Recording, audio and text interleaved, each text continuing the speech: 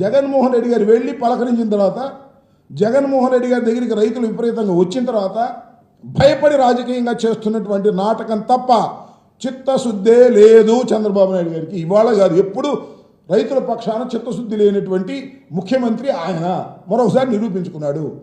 We are demanding now, at least ఇప్పుడైనా సరే చంద్రబాబు నాయుడు గారు ప్రభుత్వం మార్కెట్ రంగంలోకి దింపి రేపటి నుంచి కొనమనండి, సంతోషం.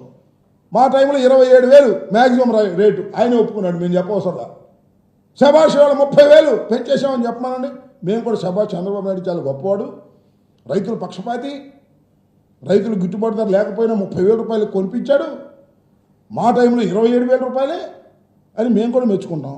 అదేమి లేదు, మాటలైతే చెబుతున్నాడు, గొప్ప మాటలు. ఉదయం తొందరపడమాకండి, కంగారు పడమాకండి, మీకెందుకు మేమున్నాం, రైతులారా ఆదుకుంటాం.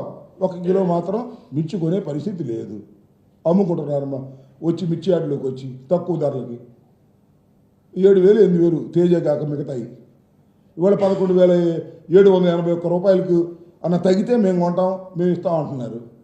ఈ తేజ తప్ప కడవైన తక్కువ ధరలే, ఏం కావాలి వాటికి?